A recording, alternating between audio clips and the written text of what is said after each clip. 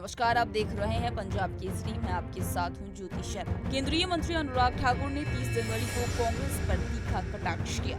अनुराग ठाकुर ने कांग्रेस अध्यक्ष मल्लिकार्जुन खड़गे की उस टिप्पणी पर प्रतिक्रिया व्यक्त की जिसमें उन्होंने कहा था कि अगर पीएम मोदी दोबारा सत्ता में आए तो राज्य में कोई चुनाव नहीं होगा। अनुराग ठाकुर ने कहा कि कांग्रेस ने चुनाव से पहले ही हार स्वीकार कर ली है। जनता ने मध्य प्रदेश, छत्तीसगढ़ और राजस्थान में बीजेपी को वोट देकर सत्ता सौंपी है। लोकतंत्र मजबूत हुआ है। क्या कुछ कहा, आइए आपको सुनाते हैं। खड़गे जी का भी एक बयान आज आया है कि अगर मोदी जी सत्ता में रहते हैं तो आने वाले टाइम में चुनाव ही नहीं होंगे लोकसभा में। कांग्रेस ने चुनाव से पहले ही हार मान ली है। बात यह है कि पहले ईवीएम पर ठीकरा फोड़ते थे, अब ये लोकतंत्र पर फोड़ने लगे।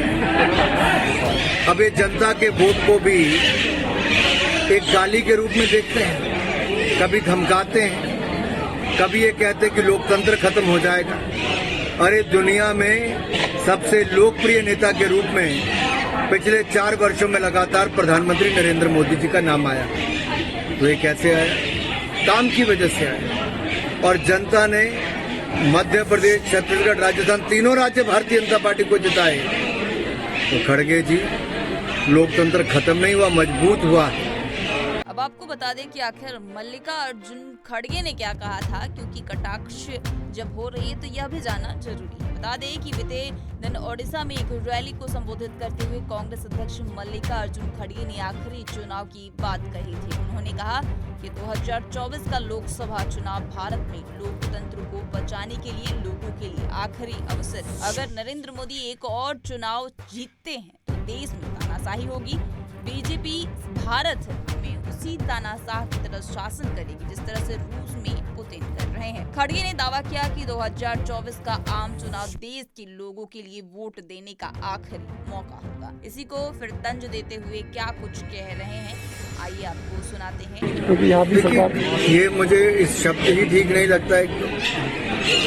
मैं इतना ही कहूँगा, भारतीय जनता पार्टी लोकतांत्रिक व्यवस्थाओं में विश्वास करती है।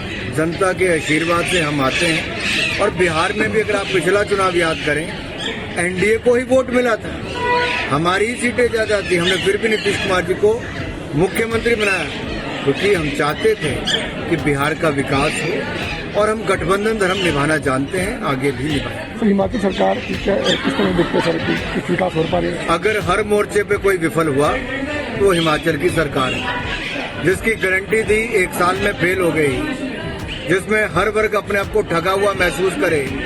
जनता से लेकर अब चुना हुआ प्रतिनिधि कांग्रेस के ही अपनी सरकार पर प्रश्न चिन्ह खड़ा करते हैं कि क्या मुंह लेकर जाएंगे। हम तो वायदे पूरे नहीं कर पाए। लोग कहते हैं क्या हुआ तेरा वादा, कोई जवाब नहीं आता। खबरों का सिलसिला लगातार जारी है, देखते रहिए पंजाब केसरी। नमस्कार।